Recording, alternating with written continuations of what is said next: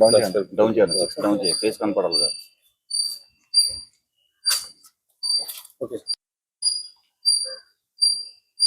కంచే చేని మేసిన చందాన ఇవాళ నారా లోకేష్ యొక్క ధనదాహానికి 1960లో స్థాపించబడినటువంటి సహకార వ్యవస్థలో స్థాపించిన పాల ఉత్పత్తిదారుల యొక్క అంటే రైతులే గేదె తమకున్నటువంటి పాడి ద్వారా సహకార సంఘాల ఏర్పాటు ద్వారా 1960లో ఏర్పాటు చేసుకున్నటువంటి విజయ డైరీ ఎంతో ఆకాశానికి అంత ఎత్తు ఎదిగినటువంటి విజయ డైరీ 1995వ సంవత్సరం నారా చంద్రబాబు నాయుడు గారు ఎన్టీ రామారావు గారిని వెన్నుపోటు పొడిచి కూలదోసిన దగ్గర నుంచి కూడా ఈ డైరీ ఏర్పాటు.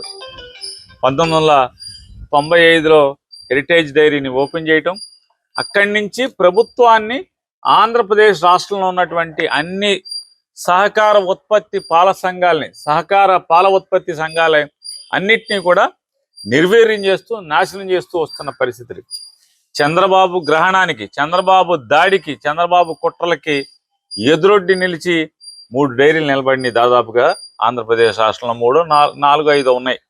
ఈ 4, 5లో చిత్తూరు డైరీని అయితే సర్వనాశనం చేసిన పరిస్థితి నారా చంద్రబాబు నాయుడు గారు, ఇది రైతుల సంఘాన్ని.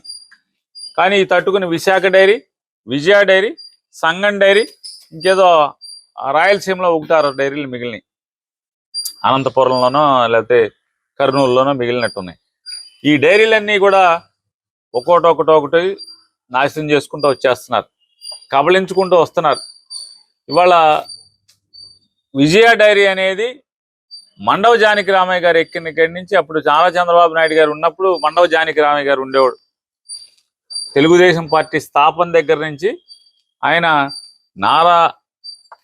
ఎన్టీ రామారావు గారికి కుడిభుజంగా పనిచేశాడు మండవ జానకి రామయ్య గారు. ఆయన రామారావు గారికి ఆత్మీయుడిగా ఉండేవాడు, ఆప్తుడిగా ఉండేవాడు. చంద్రబాబు ఎక్కిన దగ్గర నుంచి నువ్వు నీకు దిగిపో అని చెప్పంటే ఆయన తిరగబడ్డాడు. విజయ డైరీని తిరగబడటమే కాకుండా చంద్రబాబు ఒత్తిడికి ఎక్కడా లొంగకుండా విజయ డైరీని బతికిస్తూ వచ్చాడు. ఆయన దురదృష్టవశాత్తు ఆయన ఆరోగ్యం క్షీణించింది. తర్వాత మెల్లగా చలసాని ఆంజనేయులు గారు వచ్చాడు. చలసాని ఆంజనేయులు గారు వస్తే ఆ చంద్రబాబు అనుకున్నాడు, మన కార్యకర్త కదా, రైతు సంఘం టీడీపీకి రైతు సంఘం అధ్యక్షుడిగా పనిచేస్తున్నాడు, యాక్టివ్గా తెలుగుదేశం పార్టీలో బాగా జెండా మోస్తున్నాడు కదా, మనం చెప్పింది ఎక్కడ పెడితే అక్కడ సంతకాలు పెడతాడు, విజయ డైరీని నాశనం చేసేయచ్చు అని చెప్పి అనుకున్నాడు. చంద్రబాబు తలిచింది ఒకటి అయితే జరిగింది ఒకటి. మండవ జానకి రామయ్య గారి బాటలోనే చలసాని ఆంజనేయులు కూడా కుర్చీలో కూర్చొని దగ్గర నుంచి ఆయన సంస్థ కోసమే ఆలోచన మారిపోయినట్టుగా మనకు కనపడుతుంది. లోపలికి వెళ్ళేప్పుడు ఎట్టాయాలని అక్కడ కుర్చీలో కూర్చున్నాక మాత్రం మండవ జానకి రామయ్య గారు ఎట్లా అయితే బతికాడో అదే రకంగా సంస్థని బతికిస్తాకే చూశాడు.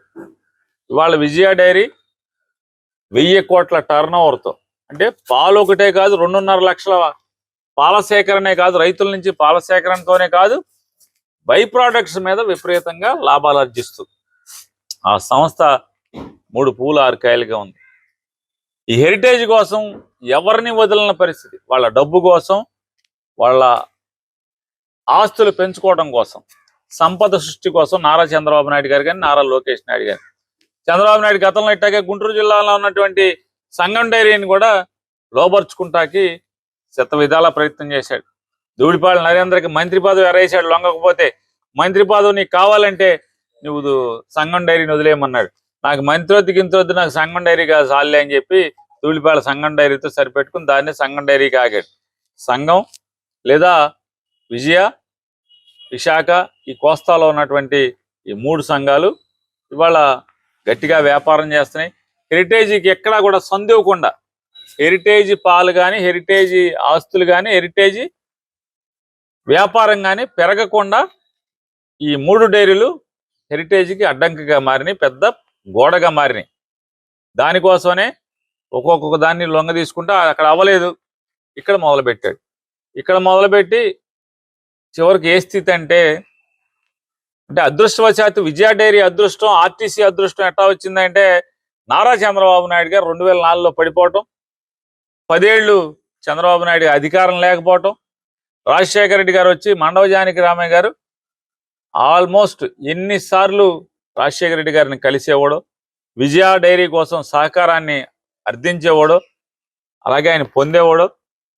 రాజశేఖర రెడ్డి గారి యొక్క అండదండలతో విజయ డైరీని మండవ జానకి రామయ్య గారు బతికిస్తే మళ్ళీ 2019కి వచ్చేప్పటికి 2017-18 నుంచి చలసాని ఆంజనేయుల్ని దిగిపో అని ఒత్తిడి. అదృష్టవశాత్తు 2019లో జగన్మోహన్ రెడ్డి గారు గెలిచాడు.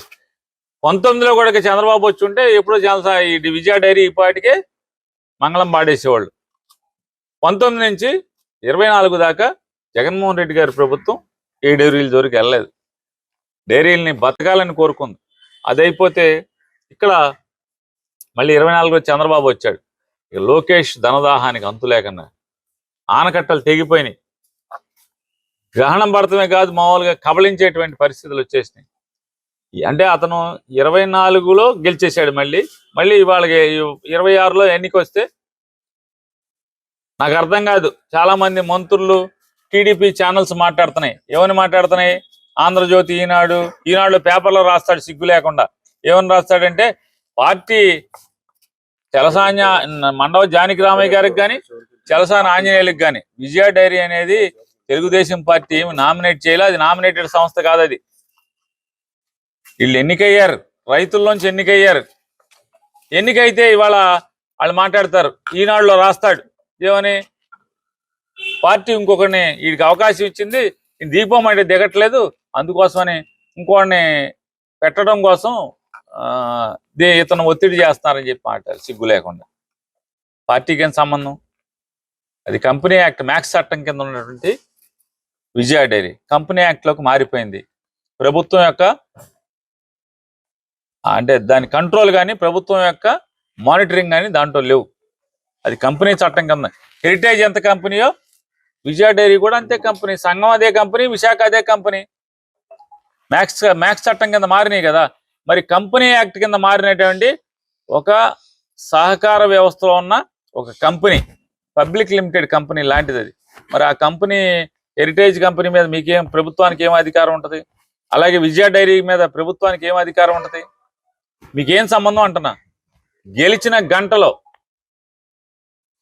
రాజ్యాంగబద్ధంగా ఎన్నిక జరిగితే, కోఆపరేటివ్ డిపార్ట్మెంట్ ద్వారా ఎన్నిక జరిగితే, ఎన్నికైన గంటకి 2 మంత్రులు ఏమాత్రం సిగ్గుపడకుండా లోకేష్ ఆదేశాలతో ఆ విజయ డైరీలోకి వెళ్ళి చైర్మన్ మీద ఒత్తిడి చేస్తారు. ఆ ఒత్తిడికి బెదిరిస్తారు. నీ కూతురుని జైల్లో వేస్తాం, నీ కొడుకుని అమెరికా నుంచి తెప్పించి జైల్లో వేస్తాం, నిన్ను జైల్లో వేస్తాం, 2-3 ఏళ్ళు జైల్లోంచి రానివ్వకుండా చేస్తాం, కేసు మీద కేసు పెడతాం, ఇంకా 3 ఏళ్ళు మేము ఉంటాం, 3 ఏళ్ళు నేను చెప్పకూడదు తినిపిస్తామని ఎన్ని బెదిరిస్తే ఆ ఒత్తిడికి తట్టుకోలేక అతనికి గుండెపోటు వచ్చి హాస్పిటల్లో చేరితే అసలు ఎంత నీతిమాలిన చర్య చూడండి. గుండెపోటు వస్తే దొడ్డిదారిన మంత్రులు 2 గంట పాటు కారులో కూర్చుని ఎదురు చూసి పక్క గేట్ నుంచి తాళాలు తీసి హాస్పిటల్లోకి వెళ్ళి దేంట్లోకి అన్ని వీడియోలు ఉన్నాయి. ఐసీయూలోకి వెళ్ళి బెదిరించి అరుపులు, కేకలు. ఐసీయూలో మిగతా పేషెంట్లు ఇలా ధనదాహం, అధికార దాహం ఏ స్థాయి అంటే ఎంత నీచానికి ఒడిగడతారంటే 2 మంత్రులు వెళ్ళి అరుపులు, కేకలు. పక్కన మఫ్టీలో ఉన్న ఇంటెలిజెన్స్ వాళ్ళు ఉంటారు. అరుపులు, కేకలు, పెద్ద పెద్ద దాడి చేసినంత పని చేసి అతనితో రాజీనామా తీసుకున్నారు. కొడుకుని అమెరికాలో లోకేష్ మనుషులను పంపించి అమెరికాలో బెదిరించారు. ఇక్కడ కూతురుని బెదిరించారు. ఇవన్నీ ఎవరు చెప్తున్నారు? టీడీపీ వాళ్ళే చెప్తున్నారు.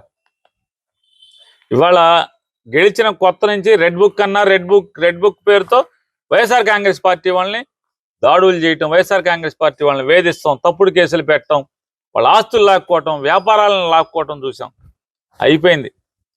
ఇవాళ పాము పిల్లలు తిన్నట్టుగా పాము తన పిల్లలనే తింటదంటారు. ఆ రకంగా నారా లోకేష్ నాయుడు, నారా చంద్రబాబు నాయుడు ఇవాళ కూటమిలో ఉన్నటువంటి జనసేన వాళ్ళని, టీడీపీ వాళ్ళని మింగటం ఆల్రెడీ బిగిన్ అయిపోయింది. ఇప్పటికి ఏడుస్తున్నారు. ఎవరు? చలసాని ఆంజనేయులు ఎవరు? కరడుగట్టిన తెలుగుదేశం పార్టీ కార్యకర్త, కమ్మ కులానికి చెందినోడు. అయినా వీళ్ళకి ధనదాహం, అధికార దాహం ముందు టీడీపీ లేడు, ఎవడో లేడు, కమ్మ లేదు, కాపు లేదు, ఎవరినైనా సరే మింగేయటమే.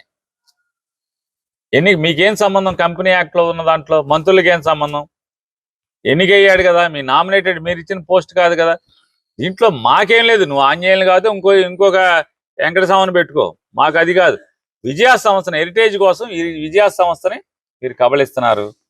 దాన్ని అప్పులు పాలు చేస్తారు. మీరు చెంచాగిరి చేసేవాడిని ఒకరిని పెట్టుకుని హెరిటేజ్ లాభాల కోసం, హెరిటేజ్ విస్తరణ కోసం ఇవాళ విజయ డైరీ 6-7 జిల్లాల్లో ఉంది. ఉభయ గోదావరి జిల్లాలు, కృష్ణా జిల్లా, గుంటూరు జిల్లా, ప్రకాశం జిల్లా, ఖమ్మం జిల్లా, తెలంగాణలో కూడా చాలా జిల్లాల్లో విజయ, హైదరాబాద్లో కూడా విజయ వ్యాపారం చేస్తుంది. మరి ఇంత లాభాలు ఆర్జిస్తున్నటువంటి హెరిటేజ్కి పోటీగా ఉన్న సంస్థని సర్వనాశనం చేయాలి, మూత పెట్టాలి, దాన్ని కబళించాలి. హెరిటేజ్ వ్యాపారం, పాల వ్యాపారం విస్తరించాలి. 1000 కోట్లు వీళ్ళు సంపాదించుకోవాలి. ఇప్పటికే చంద్రబాబు నాయుడు గారు చెప్పాడు, నా ఆస్తి 1,00,000 కోట్లని. లోకేష్ వాళ్ళ అమ్మగారు చెప్పారు, మేము 4,000 కోట్లు పాలు అమ్ముతున్నాం అని చెప్పాను. పాలు, పెరుగు అయ్యి అమ్ముతున్నాం, 4,000 కోట్లు సంవత్సరానికి అమ్ముతున్నామని. ఆగట్లా, దాహం తీరట్లా, 4,000 కోట్లతో ఆగరు. ఎవడైతే రాబోయే రేపు చెంచాగిరి చేయబటాకి ఎక్కుతున్నాడు, విజయ డైరీ గనక ఏమాత్రం నష్టపోయినా, విజయ డైరీ నష్టాల బాట పట్టించిన ఏ చెంచాగిరి చేసేవాడు ఎవడైనా సరే రెడీగా ఉండండి. జగన్మోహన్ రెడ్డి గారు రాబోయే 2.5-3 సంవత్సరాల్లో మోడీ గారు 2 ఏళ్ళకే పెడతాడు అంటున్నారు, 2028కి ఎన్నికలు పెడతా అంటున్నాడు. 28కి పెట్టినప్పుడు జగన్మోహన్ రెడ్డి గారు ఏకంగానే విజయ డైరీని ఎవడైతే నాశనం చేస్తాకి పూనుకుంటాడో, విజయ డైరీని ఎవరైతే నష్టాల బాట పట్టించి దాన్ని మూతకి ప్రయత్నాలు చేసిన ఎవడైనా ఖచ్చితంగా పూసలు లెక్క పెడతాం ఖాయం, కటకటాలు లెక్క పెడతాం ఖాయం. మీరు ఈ పాపానికి ప్రజల ఆస్తిని, ప్రజల యొక్క, రైతుల యొక్క ఆస్తిని మీరు కబళిద్దామని హెరిటేజ్ కోసం అని చెప్పి ఎవడు ప్రయత్నం చేసినా, లోకేష్ మాటలని ఎవడు ఆ కుర్చీలో కూర్చుని తప్పుడు ఆలోచనలు చేసినా కూడా దాన్ని పరిహారం గట్టిగా ఉంటుందని కూడా మీకు హెచ్చరిక చేస్తున్నాం.